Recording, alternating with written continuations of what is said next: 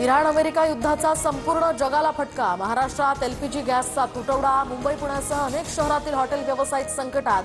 Hotel व्यावसायिकांवर चूल पेटवण्याची वेळ।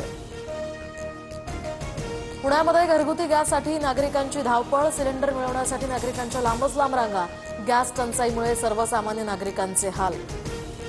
पिंपरी चिंचवडमध्ये गॅस अभावी 10,000 लग्नांवर टांगती तलवार। युद्धामुळे केटरर्स हतबल।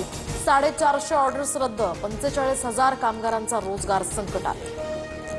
गॅस टंचाईच्या मुद्द्यावरून विधानभवनाच्या पायऱ्यांवर विरोधकांचे आंदोलन। विरोधी आमदारांची जोरदार घोषणाबाजी। तर सोलापुरात काँग्रेसकडून सिलेंडरची अंत्ययात्रा। इंधनाचा साठेबाजार रोखण्यासाठी एस्मा लागू। घरगुती आणि वाहनांसाठीच्या गॅस पुरवठ्याला प्राधान्य देणार। नैसर्गिक वायूचा पुरवठा आणि वितरण नियंत्रित करण्याचेही आदेश। महाराष्ट्रासह बंगळुरू आणि चेन्नईमध्ये व्यावसायिक सिलेंडरचा तुटवडा। एलपीजीच्या कमतरतेमुळे 1-2 दिवसात हॉटेल्स बंद पडण्याची शक्यता।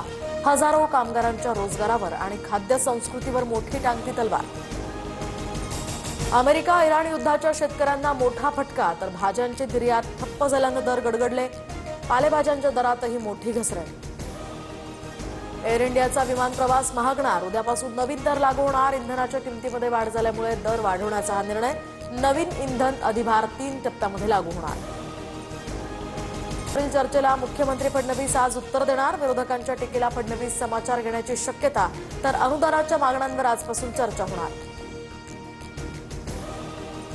लोकसभा अध्यक्षांविरोधातील अविश्वास प्रस्तावावर आज मतदान। गृहमंत्री अमित शहा संध्याकाळी 5 वाजता लोकसभेत बोलणार। पुण्यामध्ये 10वी परीक्षेचे गणिताचे पेपर फुटले। परीक्षेच्या 3 दिवस आधीच एका टेलिग्राम ग्रुपवर हे पेपर लीक। ग्रुप ॲडमिनसह सदस्यांविरोधात शिवाजीनगर पोलीस ठाण्यामध्ये गुन्हा दाखल। बुलढाण्यामध्ये महिला बेपत्ता होण्याचं सत्र सुरूच। 24 तासात जिल्ह्यातनं एका विवाहितेसह 6 मुली बेपत्ता। 2.5 महिन्यामध्ये 200 महिलांसह एकूण 289 जण बेपत्ता असल्याची माहिती।